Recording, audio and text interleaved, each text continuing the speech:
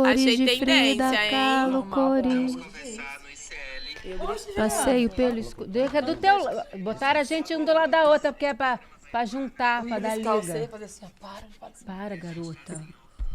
olha lá essa idade, essa de frango. Tá muito alto. Pode ter um batom na mesa, né? Alô, alô. É isso que eu acho, que tem que ter um batom na mesa. É isso que eu acho. Vamos botar o batom na mesa, hein? Só não bota a marca, porque você não vai ganhar R$1 da marca. Depende do Só momento, você ganhar né? o kit. Não tá tendo, pronto. Vai que ganha. Patrocínio Boca Rosa. Eu adoro um batom na mesa. Ó, batom na mesa. Patrocínio gosto. Boca Vermelha da Márcia. Obrigado.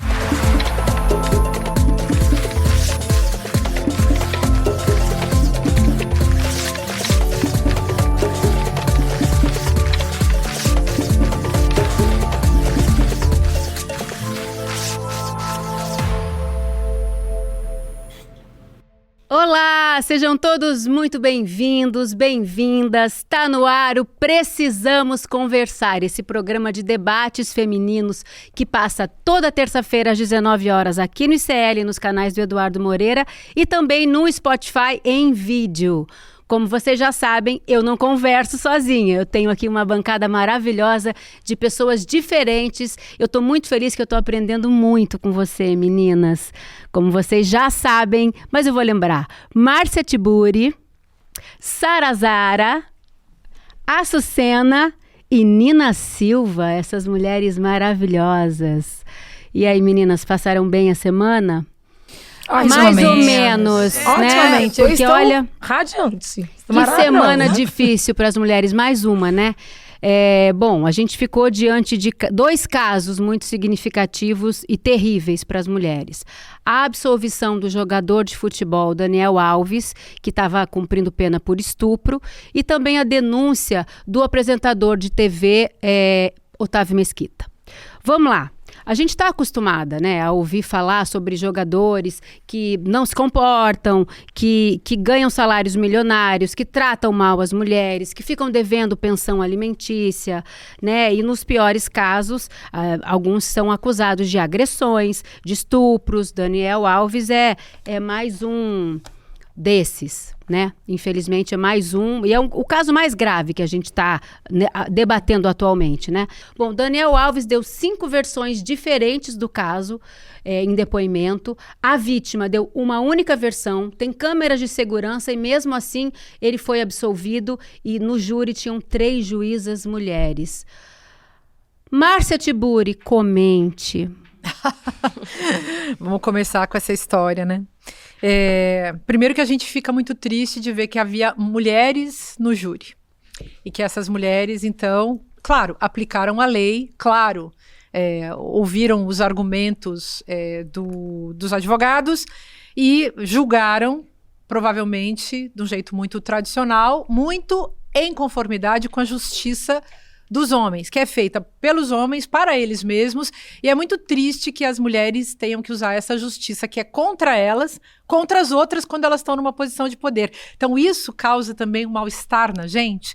Por outro lado, a velha história.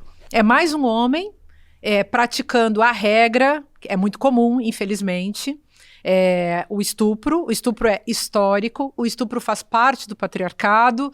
Posso citar uma autora? Claro. Rita Segato tem um livro chamado As Estruturas Elementares da Violência. E nesse livro ela fala que o estupro é uma espécie de código linguístico que faz com que os homens se reconheçam como homens, construam uma comunidade de homens em cima do estupro. Então, estuprar significa dizer, eu sou homem, no mundo dessa masculinidade que precisa se questionar. Que eu acho que isso também é um assunto pra gente, né? Por que os homens acham que eles podem fazer isso, gente? E aí a justiça, que é dos homens para os homens, pelos homens e só para eles, ela acaba sendo uma injustiça para as mulheres sempre. Ou seja, essa justiça não nos serve. E mais triste quando tem as traidoras da nossa causa. Não, e tem esse lugar da agressão sexual, né, um crime sexual, ele é muito atrelado à posse. Ele é muito atrelado ao diálogo de poder. Então, quando a gente vê, e a gente estava até conversando, né, Márcia, antes sobre... tinha que ser na Europa, né? Porque quais leis são criadas, né, em lugares onde se apropriaram de terras, se apropriaram das posses de outros povos, de outras pessoas e utilizaram do poderio sobre os corpos de crianças, de mulheres, né, de pessoas idosas, para demonstrar avanço de expansão de território. Sempre foi assim. Então, quando eu vou em combate ou até mesmo fazer uma invasão no território do outro, o que é a posse daquele lugar são as terras, são os animais, são as mulheres, são as crianças. Então, e o ato sexual, ele é quase que a intitulação dessa posse, né? É onde você marca ali vou te possuir. Eu vou te possuir. Essa metáfora é muito usada. Isso é uma prática que vem, sim, de uma prática colonizatória, de uma prática imperialista, de uma prática europeia de expansão a partir da escassez. Então, a gente precisa falar desse mundo patriarcal que é trabalhado a partir da escassez, que tem que estar sobre o corpo do outro, sobre a desapropriação dos direitos e da humanidade do outro, no caso da outra, para ser alguém ou até para ser homem. Na origem, lá na época do Cristóvão Colombo, a América era representada por uma mulher indígena, que era estuprável por um homem que era representado, então, como o que vinha da cultura. A Europa era um homem. O conquistador, né? O conquistador, com, enfim, ser da cultura, e as mulheres, a imagem do território verde, né? Era isso também. Quando a gente fala de estupro, é muito bem colocado que é uma cultura... A cultura do estupro também é uma cultura de poder. Então a gente está falando, sexo é sobre poder, é sobre dominação, é sobre... E quando a gente vai para a história do pensamento e das mentalidades, dentro da construção do paradigma cristão do conceito de mulher, é o 8 ou 80. Ou a mulher tem o seu paradigma maior como a Virgem Imaculada, que pariu virgem, ou a prostituta, ou que precisa ser redimida pela figura de um homem. Mas a gente não pode esquecer que, do ponto de vista histórico, a figura de Maria como virgem é uma higienização de um estupro. Se a gente for pro sentido histórico da virgindade, da suposta virgindade de Maria. Então, eu me lembro... Uma das falas mais lindas, inclusive, que eu já vi de um rabino comentando, é que todas as vezes que os anciãos e as anciãs tiveram que enfrentar o extermínio do povo judeu diante da lei, a gente teve que trair a lei. E quem seriam pais de tantos rebentos de mulheres estupradas pelos romanos na época de Jesus? Então, a gente está falando de uma higienização mítica a partir da virgindade de Maria. Ou seja, se uma sociedade já coloca uma suposta virgindade para limpar um estupro de poder, a gente está falando de poder, daquilo que você colocou, né? Ou seja, vamos conquistar. Quando a gente conquista, a gente tem direito sobre corpos. Os homens a gente escraviza, as mulheres também, mas sobre os corpos das mulheres, principalmente, a gente tem o quê? O direito sexual, é uma questão de poder. Então, é interessante que a gente ou tenha o paradigma da santa, e essa santa, ela foi higienizada. Ou na verdade, imaculada, a gente esconde um estupro por trás dessa imaculidade, por trás. Mas você sabe que as mulheres... Eu quero só... Desculpa, Márcia. Eu só queria voltar para a questão prática, e eu quero ouvir a sua opinião, que eu vi você fazendo um post muito interessante. Tem muita gente nas redes, nesse caso do Daniel Alves, falando que que a menina que foi estuprada, que estava com a identidade preservada, né? Que mas ela estava lá na boate dançando com ele, mas ela foi pro banheiro com ele, mas e aí, na hora, se ela disse não e ela foi violentada, como é que é isso? Os homens têm que entender, a sociedade, muitas mulheres também precisam entender que não é não. Você pode estar ali na hora, você pode ter dançado com o cara, mas se você, na hora, não se sente confortável, o cara tem que aprender a ouvir um não, né, Sara? É justamente isso que eu ia falar, porque o que eu fiquei pensando com isso? Existe uma diferença muito grande em nascer mulher e existir mulher. Quando eu soube que tiveram 3 juízas, né, participando do trem aí e absorver o moço, eu fiquei pensando, elas não existem mulher, porque elas não conseguem pegar esse recorte, que é totalmente real, e justamente pelo trabalho da moça, parece que ela trabalha assim, né, na boate e tal, fazendo presença VIP. Mas isso não dá o direito de um homem achar que ele tem que se enfiar pra dentro de um corpo se a pessoa não quiser.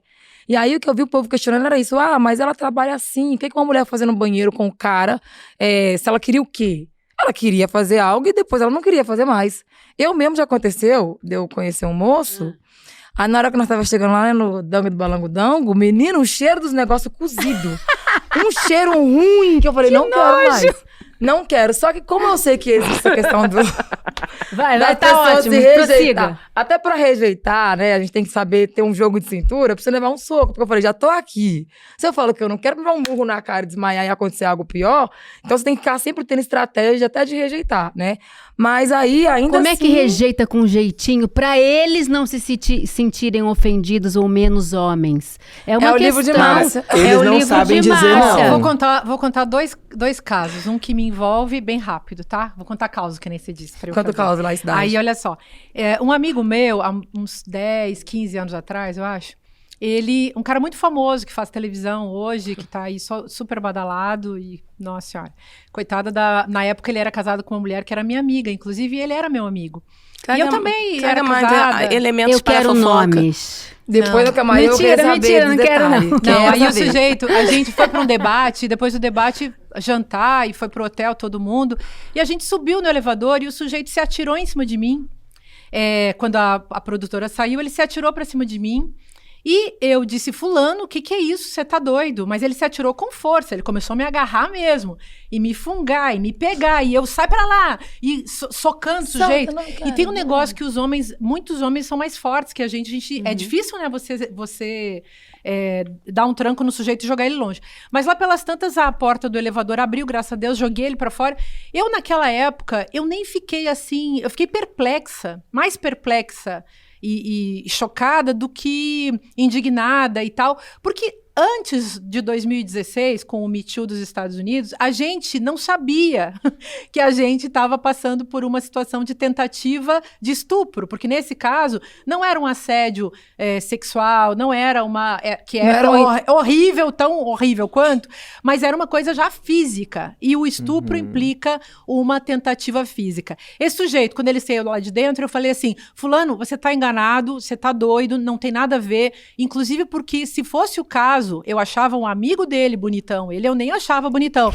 E aí, não, se fosse o caso, né, digamos que eu tivesse afim, mas eu não tava. E aí, quando ele chegou no quarto dele, depois de todo esse entreveiro ali entre o corredor e o elevador, ele me escreveu assim, se você mudar de ideia, meu quarto é tal. Minha nossa. Porque ele se achava muito cacifado. E ele se acha um deus. E eu nunca achei. Mas olha, tem uma coisa que é o seguinte. Autoestima os delirante. homens- aquela do homem branco. Os homens têm uma cultura de achar que a nossa resistência é um charme. jogo. É o charme. Ai, ela tá se fazendo de difícil. Então, é difícil essa comunicação de você dizer não é não e acabou sem ser. Quer dizer, a gente tem que ser grosseira. Mas sabe uma A coisa gente que eu tem acho que botar limite e eles não entendem. Deixa eu Ou contar o fingem que segundo- não entendem, né? Exatamente. E o segundo caso, fui numa pizzaria domingo aqui em São Paulo, eu e o meu namorado.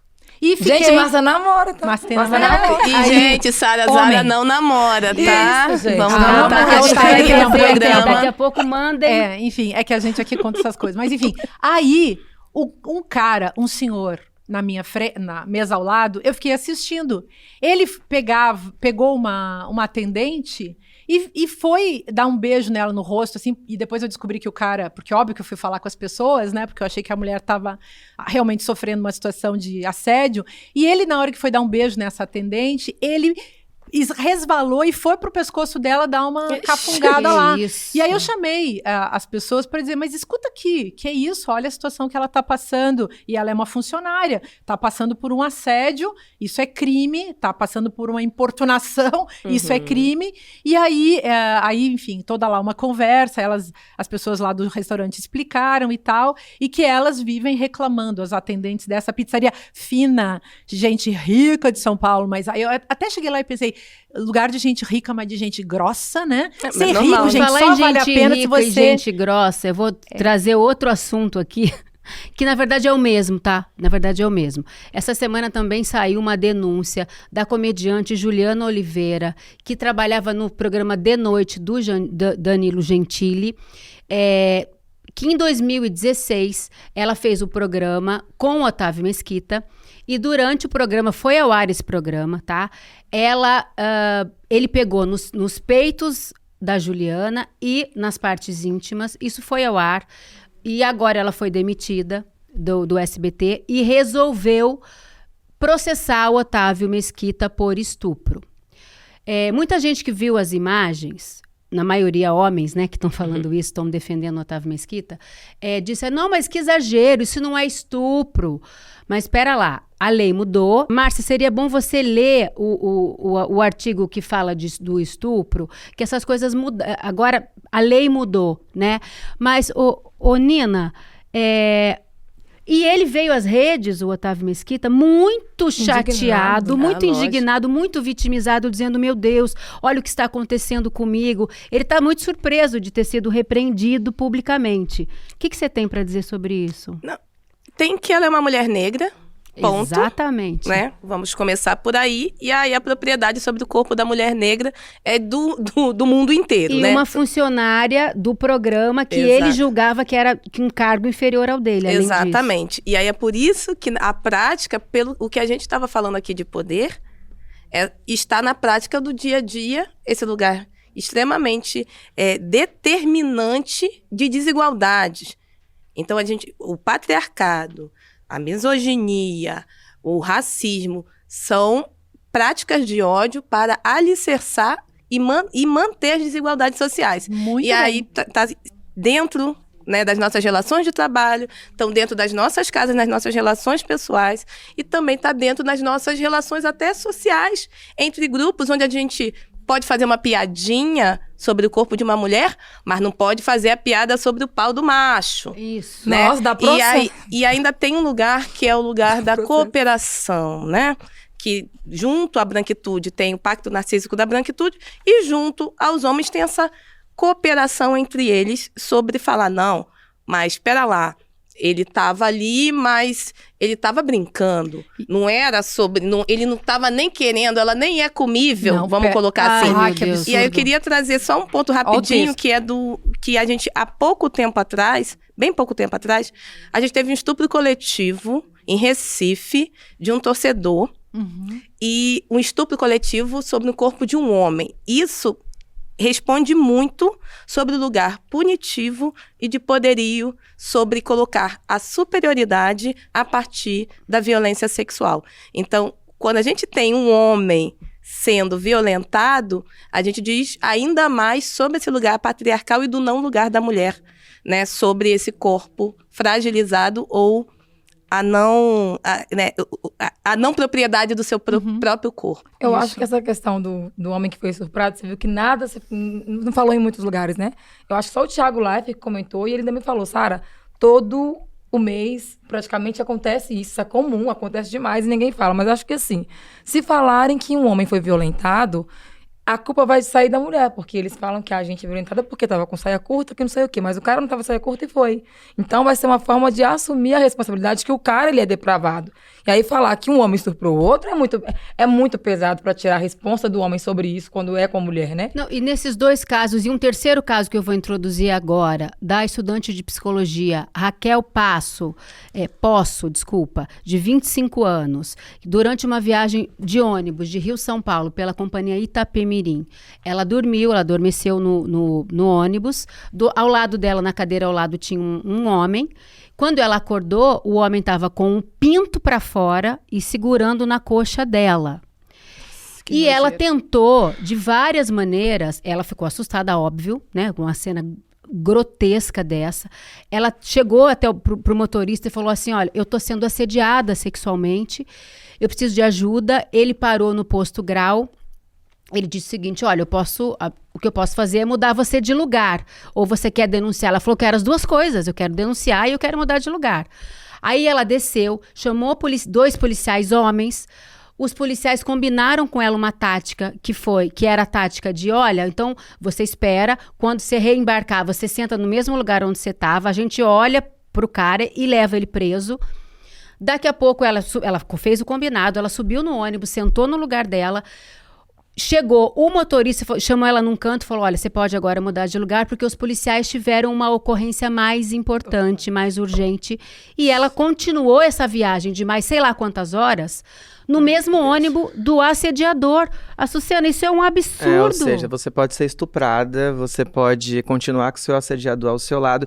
E a coisa que a Nina comentou desse pacto, dessa cooperação masculina, isso a gente tem que colocar o estupro, com todos os seus alicerces, o machismo, a misoginia, dentro do lugar da cultura do estupro. Então, ele não está isolado. É muito importante que a gente entenda em casa que não há situações isoladas, porque os homens aprendem, eles são educados a tratarem as mulheres como propriedade. E eu lembro que quando criança, né, que eu fui ensinada a ser um menino e eu neguei a qualidade de menino, de andar com os meninos, de estar com os meninos. E eu lembro muito bem como era de, tipo assim, o aprendizado, né, dos coleguinhas, tinham as namoradinhas e podiam trair naturalmente. Eu tava, às vezes, na roda com ele, mas por que tá traindo a minha amiga? E, não, você não pode contar nada. Não, claro que eu vou contar. Ela é minha amiga. E existia essa cooperação. Pacto de silêncio, não, né? e sobre, não, mas pega a menina, agarra, pô, você não é macho, não. Então, existe esse lugar do poder sobre o corpo da mulher que te empodera também enquanto um homem. Ou seja, um homem só vai se tornar um homem se ele for violento. É a ideia da virilidade cada vez mais tóxica, né? E isso que você está chamando de cultura do estupro, que a gente vem usando essa expressão faz tanto tempo, é a própria cultura patriarcal, que é a cultura colonial. É essa a questão que a gente acaba tendo que combater. Mas a Juliana pediu para eu ler o texto e eu queria ler mesmo. Eu acho importante. Eu queria ler porque essa olha atualização que é a de 2009, né? Isso, que é a última atualização. Que é a lei é a 12015. É a definição de estupro, gente. Olha a definição no texto da lei, para a gente não ter dúvida, né? Constranger alguém mediante violência ou grave ameaça a ter conjunção carnal ou a praticar ou a permitir que com ele se pratique outro ato libidinoso. Então não há dúvida que o que esse tal de... Gente, eu nem sabia quem era esse tal de Otávio Mesquita, tá?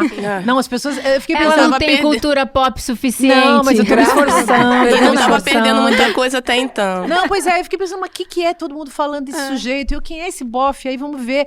Nossa, que triste. Sabe assim, quando a sua ignorância te deixava feliz? Pois é, agora sei disso. E a moça, obviamente, eu fui assistir a cena, o cara insiste, reinsiste, ele não larga dela, ele não deixa ela em paz. E ele simula um coito, assim, como se fosse um cachorro, tudo assim. Ato libidinoso. Então, óbvio que foi um estupro, e óbvio que ela vai receber uma tremenda indenização, e óbvio que ela merece todas as desculpas, e o nosso apoio foi o fim da picada. E essa naturalização, com esse apoio da broderagem aí, tem que passar. E eu estou questionando, escrevi lá no Instagram e tal. E os homens? Como que eles vão nos ajudar nisso? Porque nem todo homem quer ser signatário dessa cultura do estupro. E o que eles vão fazer, então, para nos ajudar a sair disso? Porque não basta ficar em silêncio, não é uma postura que eu acho aceitável. Ô, Sara, qual é a saída para nós, que somos mães de meninas? O que a gente pode fazer para ajudar, para alertar as nossas filhas? Às vezes eu fico meio perdida. Eu acho que essa questão da gente reconhecer o que é o estupro, né? Porque eu mesmo só achava que estupro era quando você fazia que nem o maníaco do parque fazia. Pegava pelos cabelos, arrastava, dava pauladas, unhada e aí dava. E eu acho que a sociedade, principalmente os homens, acham que é assim. Se tiver um sofá, uma poltrona, algo que te dê um conforto, não é. Por isso que no ônibus não pode continuar no seu canto. Porque parece que a sensação é essa. Não é estupro. Ele vai tentar e você vai gostar. Eu acho que ele tá indo por esse lado.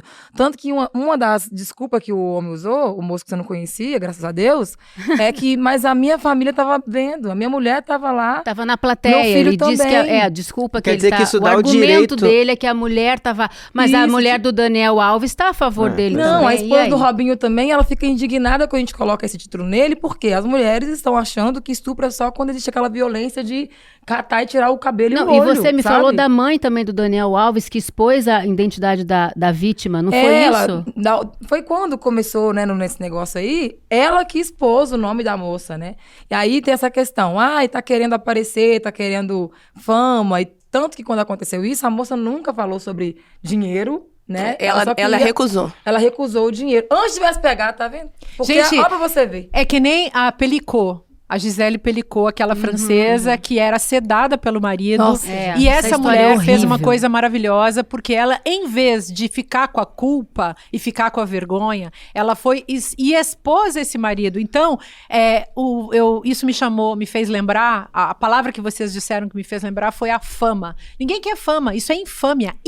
Fama ruim dessa, Só que a cara. infâmia não pode ficar com a mulher. A infâmia pertence ao criminoso, não à vítima. E isso é uma lógica que a gente precisa entender e começar a fazer justiça, pelo E menos aí, nós, em Olha o relação a absurdo, isso. no caso da Raquel Poço, a psicóloga que foi abordada, foi assediada sexualmente no ônibus, ela teve os dados dela expostos no rede Instagram social. da empresa Itapemirim. Vou Sim. contar mais um E caso. eles taparam os dados do agressor. Do Eles taparam agressor e da os dados. vítima. É. Não, e engraçado que são dois exemplos, né? Um exemplo é da exposição em televisão, outro exemplo é durante uma noite dentro de um ônibus, ou seja, o homem ele não se sente intimidado nem pelo escuro e nem pela vigilância de uma câmera. De segurança de dentro do não, ônibus. E nem de televisão, ou seja... Porque ele sabe que os homens estão olhando lá. Não, que e tá olha falando só, sobre ele ele. quando, depois da justamente. importunação sexual, ele desceu do ônibus, tomou lá seu café, voltou e sentou no mesmo E tava lugar tudo como bem. se nada tivesse acontecido. Exatamente. Tem- Gente, mais um detalhe. A minha filha estudou numa escola chamada Oswaldo de Andrade, aqui de São Paulo, e ela foi assediada junto com várias outras meninas por um professor de matemática. Vejam como a instituição faz. Eu só fiquei sabendo disso anos depois. Quando ela passou de nota normal para 0, eu fui na escola. As pessoas lá, assim, inventaram tudo quanto era história e ela não me contava porque ela tinha medo. E ela queria ir embora de São Paulo e um monte de coisa, confusões da adolescência. Ela me contou isso 2 anos depois e pediu para eu nunca entrar em ação contra a escola. Mas vejam, a escola protegeu o cara, ele foi demitido, ninguém nunca contou nada e ele foi dar aula no Equipe. E aí, isso é um detalhe muito curioso. E eram várias meninas. Quem foi culpada? Várias meninas que eram assediadas por esse cara. A turma do colégio, que adorava esse professor, culpou a minha filha. E por isso ela ficou também muito mal. Isso é a cultura do estupro. Você é a vítima e você, porque contou pra alguém, porque, sei lá, vão arranjar uma mulher pra ser a culpada. É sempre assim. Isso é o que a gente tem que combater. Uma mulher não pode ser a culpada e não pode ser o bode expiatório.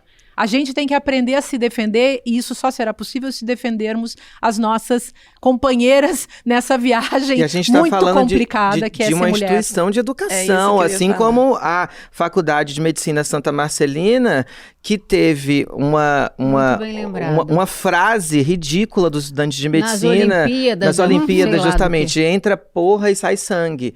É uma Bem lembrado. Futuros médicos, hein? exposto, gente. A gente tá falando de uma faixa enorme com uma frase dessa. É a liberdade que eles têm de expressar isso, porque se você vê um jogador de futebol tendo o direito de expressar várias coisas nesse sentido, não é penalizado, e tem quem defende.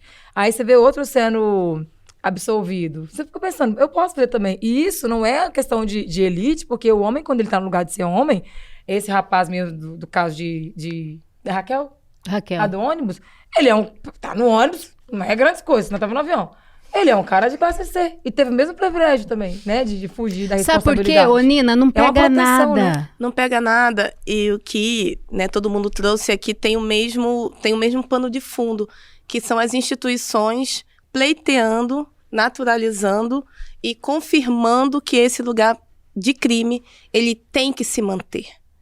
Porque quanto mais se denuncia, quanto mais mostra que realmente nós erramos, mais dinheiro se perde. Porque imagine um SBT, a indenização que vai pagar. E aí a gente, fazendo um paralelo, né? O caso que a gente falou da Roberta em relação à Globo, do caso de racismo, indenização. Então, quando a gente começa a apontar que, olha, não pode naturalizar, a gente Roberta agora tem... Rodrigues, eu vou Rodrigues. explicar. Roberta Rodrigues é uma atriz. Quer contar a história da Roberta? Roberta Rodrigues, uma atriz que processou a Rede Globo e ganhou, porque ela e um grupo de atores negros, segundo ela, foram tratados de forma diferente do elenco branco. Resumindo muito, é isso. Roberta Rodrigues. Sim, segundo ela e as outras pessoas do elenco, e provas já, e aí já ganharam a ação. E quando a gente vê que começa a ser realmente pontuado, criminalizado, e a gente começa a criar jurisprudência, por isso que existe esse nome, né, jurisprudência, a gente começa a ver que as pessoas esperam lá, não dá, então a gente precisa colocar normas de conduta na empresa, precisamos... E aí começa a se mudar e transformar determinadas estruturas internas. Essas são movimentações positivas. Por que a corte lá na Espanha, por que a corte lá na Europa não vai fazer esse tipo de movimentação? Porque se mexe em estrutura de poder, se mexe em estrutura econômica. E aí tudo e qualquer coisa vai ter que denunciar. Ah, então denunciei o Conmebol, o o jogador de futebol que é o tempo todo, né? Que não é um caso dos casos, toda hora um jogador de futebol é chamado de macaco ou algo do tipo. Não, aí a Conmebol fala, não é bem assim. Sem os brasileiros ainda vão estar sem os... Nota de repúdio não é reparação histórica. Nota de repúdio não é nada. Mas é barato. E não muda... É barato, é de graça e não... tudo. E não muda estrutura. E eles não querem que a estrutura... sobre a cué. E eles não querem que a estrutura mude, porque a estrutura mantém o status quo e mantém o lugar de privilégio e mantém o lugar de poder. E uma coisa muito importante também, igual no caso do programa lá com o Otávio Mesquita. As mulheres precisam ter consciência que é necessário ter estratégia e ser corajosa, porque já aconteceu anteriormente várias outras situações que deixaram mulheres participantes do programa numa situação bem assim, né, exposta ao machismo. E a Juliana, por fazer parte do programa, eu não sei a que ponto, se é porque ela se sentia participante por ter amizade com o apresentador que tinha esse hábito, ou se por ela também ser uma mulher negra que tem um pouco poder de fala menor, acaba que não tem nenhum tipo de reação. E é importante todas as mulheres entender que, por mais que exista algum prejuízo por trás disso, não concordar e não sentir parte do grupo. E quando for pra você, vai acontecer, né? Não vai ter como fugir. No caso da Juliana foi a vez dela, mas anteriormente outras mulheres foram lá e tiveram comentários machistas e coisas assim absurdas, que todo mundo riu, inclusive mulheres que estavam lá, sabe? Essa cultura machista, gente, ainda na TV, nos anos 80, você pega absurdos. E 90, tinha banheira do Gugu, aquelas mulheres de camiseta sushi, branca. Gente, a mulher sushi. A mulher sushi, deitada em cima da mesa. Você sabe o que eu acho? Trazendo a pergunta que vocês fizeram, e os homens? Agora vamos jogar para eles, porque a violência já está colocada, a opressão já está colocada. Praticada e vocês? por eles. Eu me lembro que eu assisti um vídeo desses de internet lindo de um menino comentando sobre a desconstrução da masculinidade. E não basta só desconstruir a masculinidade, preciso repensar a masculinidade e construir. Que tipo de masculinidade a gente e vocês como homens estão propondo para as próximas gerações a partir das questões que estão sendo colocadas sobre violência, porque não vem da gente. E eu lembro que esse vídeo, esse menino, ele terminava o vídeo e a gente descobria que ele era um menino trans, um homem trans. E ele colocava, muito sinceramente, ele estava numa praia da Europa e ele foi se enturmar com os meninos e os meninos começavam a tratar as meninas de forma muito vexatória. E ele falou assim, poxa, eu não quero ser esse tipo de homem. Se ser homem é ser isso, eu não sou isso, então eu não sou homem. Que tipo de homem eu sou? Ele se questionou. Nossa. E quando terminou, que ele falou, existe outro tipo de masculinidade possível? Então acho que é uma pergunta que os homens devem fazer para si mesmos. Qual masculinidade a gente quer para o futuro? Porque aí você fala, mas se fosse minha mãe, se fosse minha filha, mas com a filha dos outros pode. Com a mãe dos outros pode. Então, que tipo de... O estereótipo desse homem organizado, construído, por meio da violência, ele precisa ser superado se os homens quiserem ter futuro como homens, como masculinos, ou como sujeitos dessa virilidade. Se isso não for questionado, e eu acho que os homens não se questionaram ao longo da história, porque eles, ao longo de todos os tempos, em todas as décadas, nos tempos mais recentes, eles não se questionaram porque o mundo sempre foi deles. O que a gente chama de patriarcado é um sistema de privilégio de homens. E as mulheres se colocam, e são colocadas, na verdade, em posições secundárias, e todas nós somos colocadas em posições subalternizadas, né? Mas é por isso que é importante, desculpa te cortar, nada. mas é por isso que é importante o que está acontecendo aqui agora. Nós somos 5 mulheres diferentes, conversando, nós talvez não seríamos amigas se a gente não tivesse provocado esse encontro aqui. Então, assim, tem um caminho óbvio, né? Que é o da união feminina, né? As mulheres juntas, elas são muito potentes para criar um discurso, para conversar, para trocar ideias e para se fortalecer, né? É claro que o patriarcado fez a vida inteira, foi plantar essa ideia de que as mulheres já são rivais, e são muito rivais entre si, que são fofoqueiras, que naturalmente não se dão bem, justamente para dividir para conquistar, aquela massa, aquela velha máxima, né? E aí eu estava lendo um livro super interessante que fala sobre a falência do amor romântico, que é para revolucionar o amor, a crise do amor romântico e o poder da amizade entre mulheres, da Ingrid Gerolimite. O nome dela é difícil, é um trava-língua, mas o livro é muito bom, gente, vale a pena. Então eu acho que assim, essa nossa conversa aqui, eu queria perguntar para você, Márcia, sobre essa história da falência do amor romântico, porque tem um mito, que é o mito do ser andrógeno, né, que está nesse livro e tá lá no Banquete de Platão, né, que fala o seguinte, eu vou muito resumidamente, eram seres que tinham características muito poderosos, que tinham características masculinas e femininas, e Zeus, o deus do Olimpo, ficou com muito medo de perder o poder para aqueles seres completos e poderosos e resolveu dividir esses seres ao meio. E esses seres nós somos descendentes desses seres, tá? Na mitologia, eles passam o resto da vida vagando, procurando a sua metade perdida. Como diria nosso querido Fábio Júnior, carne e unha, alma gêmea, as metades da laranja, bate coração. Bate coração.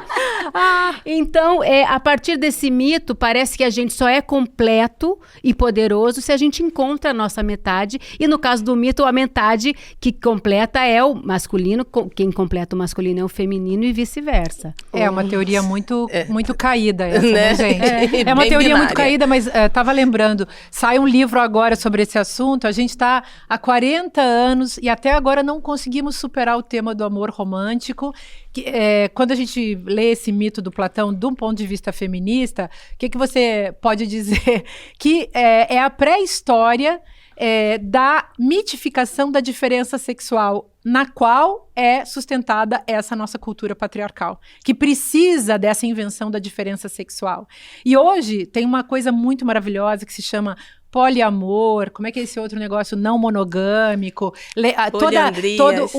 as poliandrias, as A Sara adorou esse assunto. As mulheres, não, até assim, vou dizer, eu sou uma mulher monogâmica, sempre fui. Deus me livre. E Eu também sou. E infelizmente sou heterossexual. Deus Esses dias me o livre, meu Deus. namorado, coitado, Exato, o cara chegou pra ele assim, mas eu pensei que ela era lésbica. Todo mundo sempre pensou que eu era lésbica, mas Feminista a aparência sofre, né? é horrível. Que estereótipo, não, eu gostaria né? de ser, eu acho que combina muito mais comigo, mas eu tenho um édipo assim muito muito clássico, infelizmente. Bom, Bom, o pessoal acha e que eu aí- sou e eu sou mesmo? E pior. você quer Olha, feliz, você gente, quer feliz. revelações. Mas, ó, brincando aqui, a gente não conseguiu superar ainda a história do amor romântico, que é um tipo de discurso que foi inventado também para docilizar e apaziguar as mulheres e convencê-las de que o melhor lugar do mundo para se estar é o lar, o casamento e uma relação fixa, que é de tradição, família e propriedade, né? Então, a gente realmente tem que continuar desmontando esse negócio, porque Mas, ele olha, não é bom para as mulheres. O caminho que esse livro aqui propõe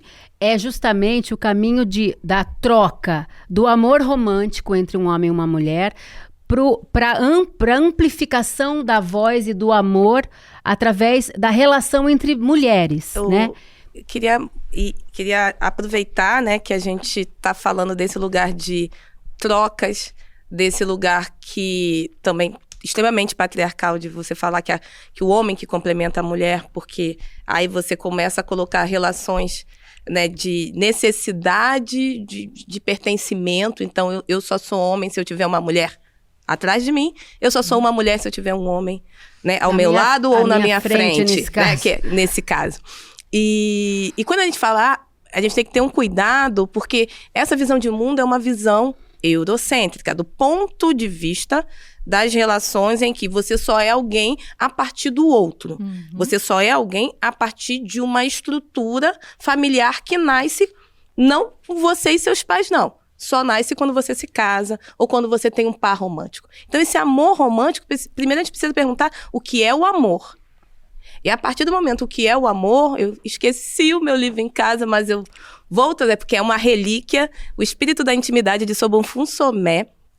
Sobonfum Somé nos deixou um legado incrível nessa literatura, porque fala, na visão africana, da construção do amor e da construção dos afetos a partir da nossa comunidade. Então, respeitando as nossas individualidades, nas nossas subjetividades, mas a partir das nossas culturas coletivas, enquanto o comum. E aí, a minha comunidade, muitas vezes, vai ser minha rede de apoio de mulheres. A minha comunidade, muitas vezes, vai ser a associação de moradores, as minhas vizinhas, né, representadas ali como uma força de manutenção da vida de mulheres periféricas. A minha comunidade, muitas vezes, vai ser o meu ilê, o meu lugar espiritual, mas também o meu lugar de alimento de diferentes formas. Isso é amor. O amor é suporte. O amor é o lugar onde eu consigo ser eu mesma, respeitando o outro, e ao mesmo tempo de respeitando o outro, a gente se amplificando e não se complementando, sabe? Mas você tem toda a razão. A história do mito, você estava conversando comigo no camarim Sim. sobre o mito de Lilith, eu fiquei muito interessada e eu acho que as pessoas vão gostar e tem relação, de ouvir. né? Tem Tudo, relação tudo a ver. com o primeiro... Amei a fala Também. da Nina, assim, precisamos repensar o que é o amor, antes de tudo. E nessa da alma gêmea, da desconstrução do amor romântico, a questão, de novo, religiosa, que depois a Sara vai ter que ter um programa pra isso, né, Sara? O interessante é que, assim, quando falam assim, a cultura judaico-cristã, para mim a cultura ocidental não é judaico-cristã, ela é cristã. A gente não pode falar de uma apropriação também da cultura judaica por 2 milênios, a base sistêmica do assassinato de muitos judeus ao longo desses 2.000 anos, falando que é judaico-cristã. E quando você tem a apropriação dos livros judaicos, inclusive, para o entendimento e criação dessa cultura ocidental. Ou seja, os cristãos acreditam na Bíblia como ela está, para os judeus não, a Bíblia tem que ser questionada, e tem outros livros, como o Talmud e os Midrash. Lilith não está na Torá, mas Lilith é uma personagem judaica que todo judeu estudioso da Torá sabe que ela existe. Porque na Torá só está Eva, e Eva, para a tradição judaica, não foi a primeira mulher. Gente, é muito comum você ir em qualquer rede social e as pessoas falarem do mito de Adão e Eva como uma verdade. Quem aí já não viu um vídeo de casamento de uma mulher se ajoelhando e falando, eu escolho ser subalterna a você, qual que é o nome da palavra? Não é submissa. Eu escolho ser submissa a você. No ritual católico, os padres falam, na hora da cerimônia do casamento católico, eles falam essas sobre palavras. A submissão, suporte, justamente. Eu vou suportar tudo. É muito doido. E o que a gente vê, assim como nesse mito da androgenia, é que quando Deus cria, isso está na Torá. Claro que a manipulação das traduções, ela é proposital para que a gente ache que sempre foi assim. Adão, o ser Adão, ele não era um homem com pênis, ele era um ser andrógeno também. Isso na tradição judaica. Esse ser andrógeno se divide depois. E quando ele é dividido entre homem e mulher, essa mulher é Lilith. E na tradição judaica, Lilith questiona o lugar sexual do homem. Simplesmente ela é uma questionadora. E fala assim, peraí, eu também quero estar em cima. Só você quer estar em cima na relação. Ela vai questionar o papel dele em vários lugares. Maravilhosa Por isso, essa Lilith, ela é expulsa do paraíso como um lugar doutrinador do papel da mulher. Quando Eva surge, por que Eva vai para a Torá e a Lilith não? Porque não vale a pena ter uma mulher como a Lilith. Então, quer dizer, só que na cultura judaica, a Lilith ainda assim existe como um patrimônio. Claro que os homens vão dizer, não, a Lilith é a mulher que não deve ser seguida. Eva é a mulher questionadora, justamente. a Eva, rebelde. é o tanto que quando Eva é criada, fala, agora essa sim é carne da sua carne. Passa cena. E minha prima ganhou um perfume Lilith e teve que jogar fora. O pastor podia jogar fora porque Lilith era o demônio. Ai, Na tá igreja vendo? evangélica, Lilith é vista como um satanás. É porque a coitada Aí- da Eva, né? A coitada da Eva é aquela mulher feita de uma parte que, se você ficar sem uma costela, não vai fazer a menor diferença na sua vida. Aí não pode É usar muito Lilith ruim a também, metáfora. Não, E aí- Mas o Pois que o é. pastor falou pra ela? Pra quebrar e jogar fora, que era maligno. Ainda é caro, gente. Deus. E a Eva... E a Eva também é uma e a Eva- endemonizada. A Eva É, também, a Eva também não foi tratada ela como também não é santa, bem não. benta, né? Então, A Não, assim, Eva- porque não ela é tem mulher responsável que pelo preste. pecado Pelo pecado original. Ela original. comeu É aquela maçã. justamente. Mas na mitologia grega tem Bandida. a Pandora, né? Que é aquela que abre a caixinha e traz todos os males da humanidade. E assim, Mas a tem misoginia... Gente, que esperança, loucura. a esperança é dúbia. Ah, Depois isso é a última. Mas tem isso, as mulheres sempre serão as culpadas. E todas essas mitologias, essas narrativas, elas compõem a história da misoginia, a história do ódio às mulheres, que todas nós experimentamos em níveis diversos, em momentos diversos de nossas vidas, na forma da violência monopolizada pela macharada. Essa questão de ódio das mulheres é até uma questão que, quando você me perguntou, eu esqueci de responder. Sobre a gente falar um pouco mais sobre homens em posição de serem abusados, sabe? Por quê? Eu acho que o homem cresce com esse negócio de não pode chorar, que não é frágil, que é muito forte. E eu acho que um dos pontos que a gente pode começar a criar daqui pra frente é ensinar os meninos e os pais deles, porque tem que ensinar os pais pra ensinar os meninos, né? A resposta é nossa. Ficou pra gente mesmo. De se ver como uma pessoa frágil e poder contar, sabe, sobre tudo que acontece, inclusive sobre riscos. Por que eu fui entendendo? Recentemente eu descobri que uma pessoa próxima de mim foi abusada dos 4 aos 18 anos de idade, um homem, né? Por uma pessoa próxima também.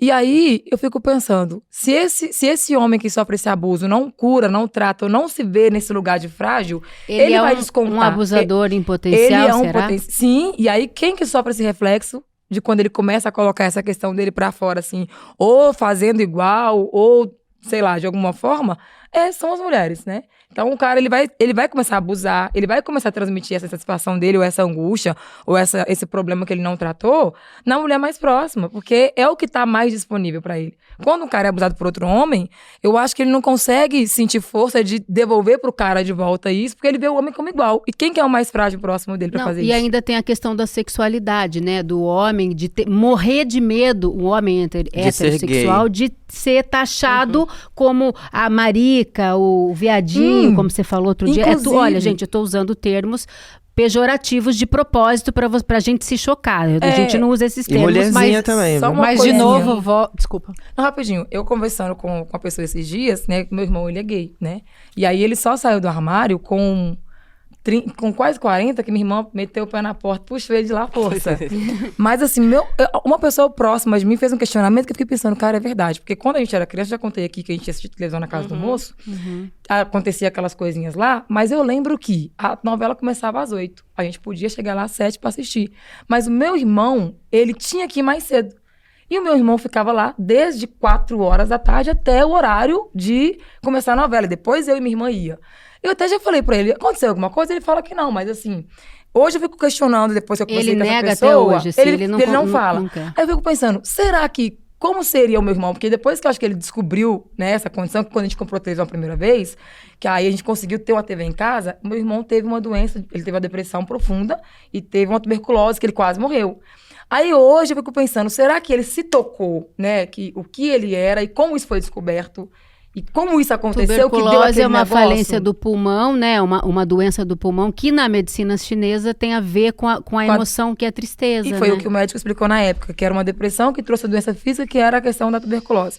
E aí ele ficou ruim, ele ficou com 32 quilos na época, ele quase faleceu. Meu Deus. Aí agora, dentro disso, até por causa do Daniel, que estava conversando com um amigo ontem, que eu fiquei pensando, será que o meu irmão, ele ia ficar assim dentro do armário por tanto tempo? Ou será que o que ele aprendeu nesse período que ele ficou sozinho durante muito tempo com esse senhor mais velho, que era muito mais velho, induziu ele a achar que ele era ou que ele não era, ou que ele gostava ou não? Sabe quando você fica naquela coisa assim? Agora olha o peso dessa cultura do estupro, que é isso que vale contra mulheres, contra meninas, contra meninos, contra jovens, sempre por parte desses homens, baseados, né, sustentados nessa noção de virilidade e de poder sobre o corpo do outro. E aí isso cria também uma coisa que a gente pode chamar de cultura da vergonha da vítima.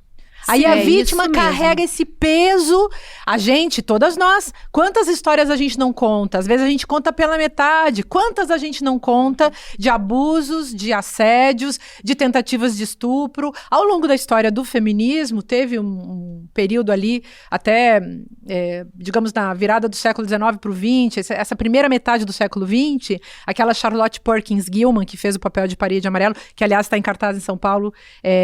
Com a Gabriela Duarte. Exatamente. Eu fui lá para um debate esses dias, porque é isso. Essa peça fala disso, né? Fala dessa mulher que é uma mulher que passa por um terror psíquico por parte do marido, que é o dono do poder, de todos os poderes, inclusive de deixá-la louca e de deixá-la adoentada.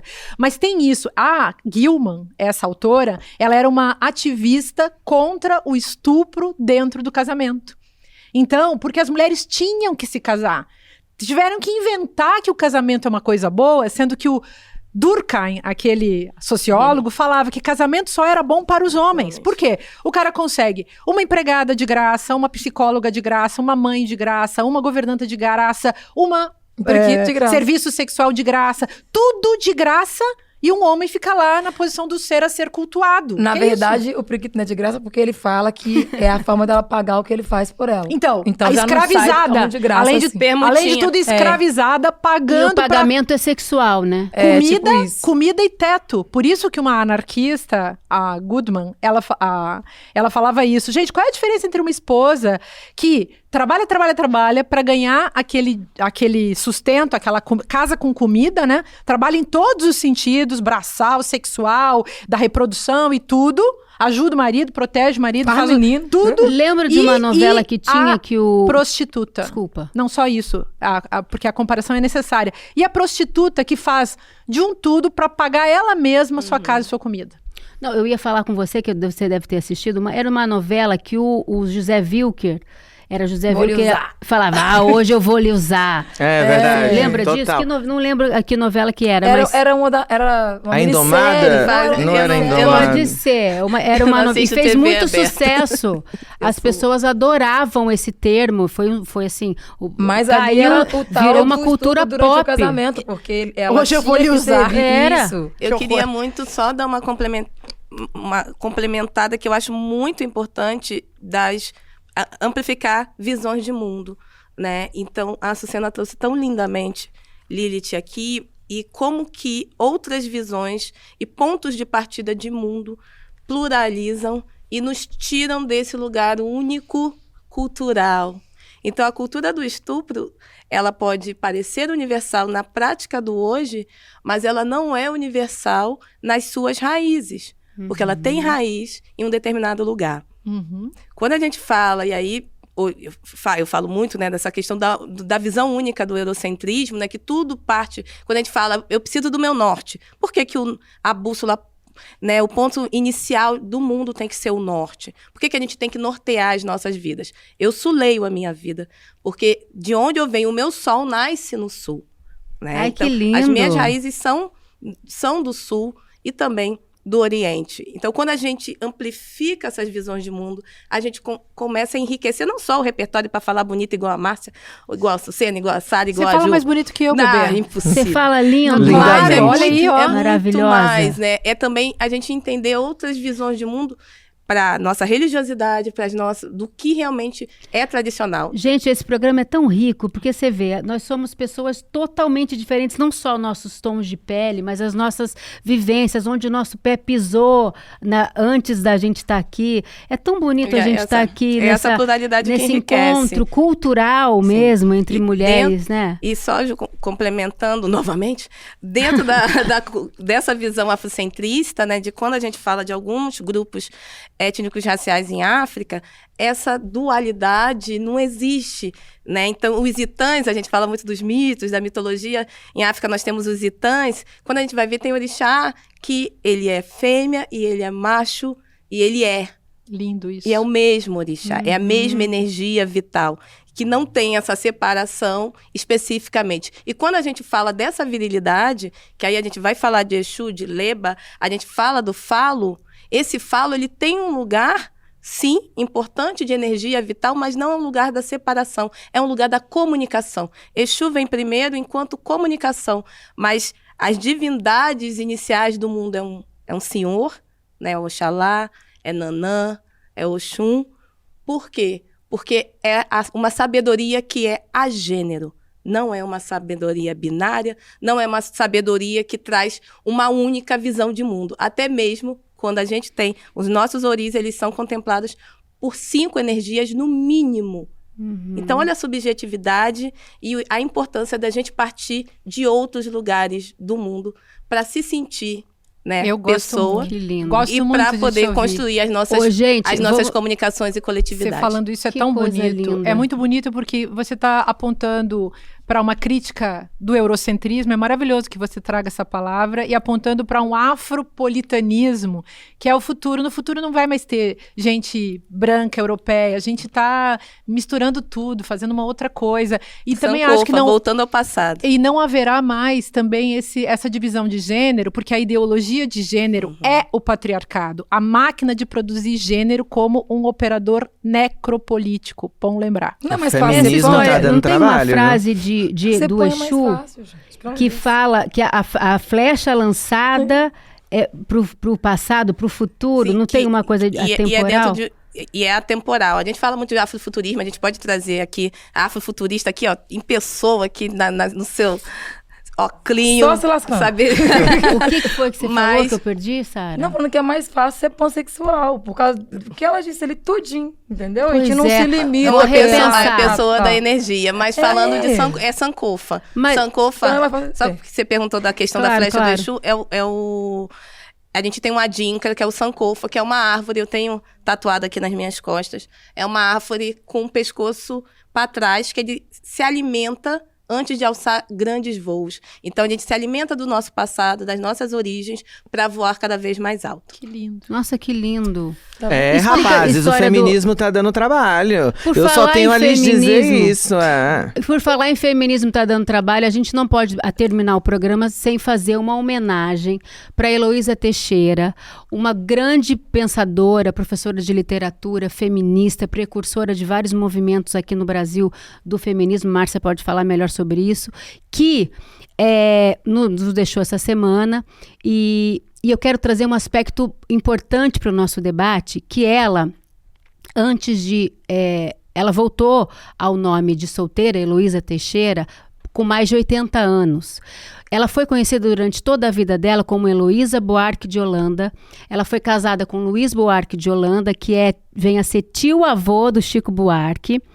E ela usou esse nome a vida toda, ela queria mudar, mas aí a editora falava, não, você já é conhecida assim, para vender livro é melhor e tal. De repente ela falou assim, não faz sentido eu carregar um nome que não me pertence, e aos 80 anos ou mais, ela resolveu voltar ao nome de solteira, e não só qualquer nome de solteira, o nome o sobrenome da mãe dela, para honrar o que você está dizendo da linhagem, daquela que veio antes, e para fazer jus ao legado que ela tem, né, ao discurso dela enquanto feminista, de se reapropriar do nome, sem ser o nome de casada, e honrar a própria mãe. Eu achei isso tão bonito. O que você achou, Sara? Não tem nenhum nome pra me usar. Eu não consigo trocar. Olha, gente, eu mas queria tem. um nome pra Ô, usar. Sara, até Claro que eu tem. jamais Mas usaria claro que o tem. nome de um homem. Eu jamais usaria. eu achei reparação Você histórica. já já usou? Você sabe o que eu já acho foi mais casada? Esses homens triste? velho que eu arrumei um dia nem pra eles. Mas enfim. tem uma coisa sobre o nome que eu acho mais triste, é que a maioria dos nomes das nossas mães, das nossas avós e bisavós foram apagados. É E isso. Eu não troquei quando eu casei. Eu continuei. Se eu tivesse trocado, eu ia ter me lascado do mesmo jeito. Mas assim, reparação histórica. Quem puder trocar, vamos supor, você é a Juliana Baroni. Eu nunca fui Moreira. Baroni é de quem? Ah, mas Moreira também é comum, Baroni é do meu mas pai. assim, se vamos Baroni supor... é mais bonitinho. Mas Baroni é do meu Baroni pai, mais gente. forte. Mas vamos supor que Mas- esse Moreira aí seja o Eduardo Moreira. Mulher, o tanto de porta que você abrir, a vida já é cansativa pra nós, entendeu? Se existe a possibilidade de um homem pôr um nomezinho que seja de Jesus, de José, pra poder abrir uma porta, Não, a gente não, aproveita. a gente não vai criticar as Eu mulheres que já critico, fizeram cara. isso, mas eu achei a postura da Heloísa Teixeira Bonita, muito, né? muito correta e muito corajosa numa E muito época. coerente, né, com a história dela. Então, e uma mulher que então percebeu a diferença. A própria Simone de Beauvoir, gente, só se disse feminista em 1970 e poucos. E o Segundo Sexo, em que ela critica as feministas, porque ela é muito mais avançada, é de Beauvoir? 1949. Meu Deus. Então é bom lembrar disso. Agora, eu Eu tô com dúvida da vendo Beauvoir, que eu fiquei sabendo os vendo negócios essa... Não, nós vamos Eu tô nós meio- vamos conversar, tô nós meio- vamos conversar. Ai, atrás dessa amo Beauvoir aí. Sarazara. Não, nós vamos conversar, nós vamos Nada conversar. terminar. Mas só queria falar um negócio. Eu acho que as mulheres não tiveram alternativa. Teve uma época em que isso foi lei, depois É. isso era cultura. E ainda hoje, eu comecei a perceber que essas mulheres que usam o nome dos maridos são as mulheres próteses, e muitas delas não têm biografia. E foi uma amiga minha que me alertou para as mulheres sem biografia. Ela disse: tem mulher que só sobrou para ela o nome do marido, o dinheiro do marido, e tem umas que não sobrou nem o dinheiro do marido. E aí é isso, No não meu tem caso, vida própria. E às vezes você bancar o seu nome, seja do seu pai, porque a gente ainda tá nessa fase, seja da sua mãe, trocar o seu nome, É. reorganizar a sua vida simbolicamente, faz muita diferença na vida de cada uma. Márcia, meu nome. Sara Mara Paula. Sarazara. Sara Mara Paula. Não, o do registros. Agora, seu caso com... Nossa, uma com literação barulho no linda. negócio, já fica Gostei. uma coisa A mais literação. É. Inclusive, Eduardo tinha que mudar o nome. Ele que tinha que pôr. Que Eduardo Baroni. Baroni, pelo amor de Deus. Já é barão, Né? não precisa Vamos do fazer uma Baroni. numerologia. Só- É, Baroni vem de barão né? mesmo. E Mas complementa- a minha origem, eu sou dos italianos pobres, tá? Um dia eu tá, conto a pode minha deixar, história não pra vou vocês. bater Não em é você, italiano não. pobre, não, gente. Não, Italiano pobre não existe, não. Existe, os caras Existe. tá Vendendo macarrão errado, Não, tá comendo não, macarrão não. errado. Não. Eu vou começar agora a contar isso. Não, depois eu conto. Você Outro quebrou programa. devagar, vou contar a minha Você história quebrou de devagar ba- no meio e foi pro bastarda. maçom. Queria só tentar finalizar o pensamento em relação a essa questão do nome que... E olha a identidade, né? A importância da nossa identidade, da nossa subjetividade e da afirmação. Mas, ao mesmo tempo, quando eu faço um Silva, Nina Silva, né? Marina Barbosa da Silva, esse da Silva também está do meu companheiro, então não vai mudar muita coisa, que vem do lugar das pessoas escravizadas Que não silvestres, Exato. que eram, né, próximas dentro da mata. E aí outros nomes que vêm de um lugar do português que foi o senhor feudal. Então, muitas das vezes, esse legado também de sobrenome para corpos negros não quer dizer nada em relação ao que é identidade para gente. Paula vem de onde? E aí a gente vai Do ter que Netinho, fazer o né? negócio da Netinho de Paula, historiografia. Sara Mara Paula. Vamos só lembrar que também temos 61 anos do início da ditadura e a gente não pode esquecer que ontem, né, 31 de março, são 61 anos do início da ditadura e dessa invisibilidade de mulheres, porque não se falam das mulheres que sumiram ao longo, invisibilidade dos homens, do movimento dos homens negros, das mulheres negras, e dos homens brancos, muitas das vezes são os primeiros que aparecem, né, como os heróis desse momento. E sim, gente, é lógico que a gente vai denunciar, mas também lembrar que essa necropolítica, né, orquestrada, que durou tanto tempo, continua sobre corpos negros, continua sobre corpos de mulheres. Então, nós vivemos em ditaduras distintas, né? Nós, enquanto pessoas pretas, desde que o Cabral chegou aqui. E pessoas Isso é um assunto indígenas... maravilhoso que a gente tem que tratar num programa inteiro. Infelizmente, o nosso tempo está acabando. Mas como hoje é 1º de abril, eu queria que você lesse uma notícia que apareceu aí, que tem um novo Ai, coach no mercado, só para a gente acabar leve esse programa. Mas eu acho... Leve não, para a gente fazer uma crítica aqui. Dia 1º de abril. 1º de abril. Será que isso é mentira? Não é verdade sei ou se mentira? É verdade, Sara não Zara, quero manda. processo. Levando em consideração que hoje é dia 1º, então... Manda Tá a aqui, notícia, ó. leia. Após ser absolvido, Daniel Alves aposta em carreira de coach e posta pílulas de sabedoria Pílulas de no sabedoria. LinkedIn. Uma coisa ele é sábio mesmo, porque uma pessoa contar 5 histórias de ser absolvida, gente, a gente tem que reconhecer. Mas né? que lábia, Que não? o Pra mérito contar é dele. 5 histórias diferentes e ser absolvido, que lábia, Ou né? dinheiro pra um Olha bom lá, escritório, né? roteiro de O bom filme, escritório daqui pra de- frente. Roteiro do Prisão Conversar. É, ele Próximo Gente, programa é quando olha, fazer. Não chamam. precisamos terminar essa conversa, mas olha, é tão gostoso estar aqui com vocês. Antes de terminar, meu nome é Sara Mara Paula, mas eu posso trocar, o Paula tá disponível. Se tiver algum marido ou marida, Abrindo um eu edital para eu namorado. estou aí. É, porque Márcia, Mandem. gente, Márcia namora, gente. Eu Márcia vou chega todo fazer a curadoria pra Eu você, namoro eu sou também. Ela boa acha nisso. impossível, gente. Ela acha impossível, ela acha impossível. Imagina a arranjar Márcia namorado. namorando o dia Por quê? Por quê? Todo mundo aqui tem namorado. Eu sou não casada. Eu tenho namorado Eu sou também. casada. Um só Então ou não tá, vários? não. Você não tem namorado? Não, eu tenho namorado. Você tem, tenho dos namorado. olhos E às vezes a verdes. gente abre, às vezes a gente dá aquela abertura. Eu amo, gente. Porque o desejo existe. Plural. E como diz o Caetano, a gente não sabe o lugar certo onde colocar o desejo. Tá vendo? É mais fácil. Então, Ai, que coisa Você linda. é poli? Pô, não sei ainda. Ah, a gente você- pode você é conversar a poli? Eu sou qualquer respeito. coisa Você no é mundo. pan? Eu sou tudo no mundo. Eu E sou eu? poli, eu sou mono, eu sou solo, eu sou Marmita, pan. Então a Eu gente sou vai vivo, continuar eu essa conversa por Gente, aqui. pois Um é. beijo. Cara, Até a semana que Essa vem. eu Eu vou contar. preciso terminar. Peraí.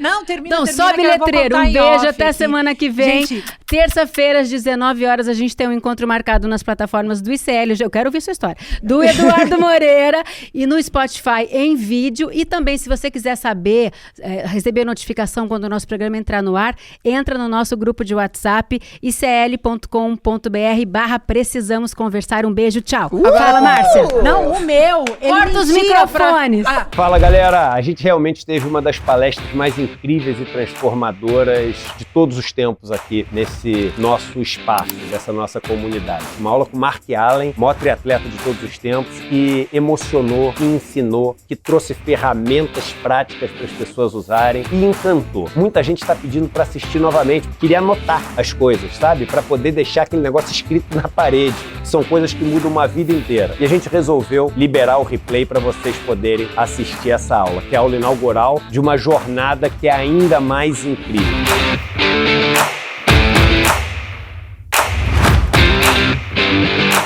Você sabia que todos os nossos programas estão no Spotify?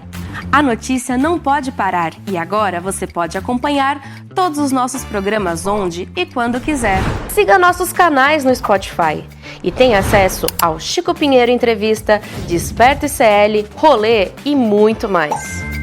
ICL no Spotify. Informação que te acompanha.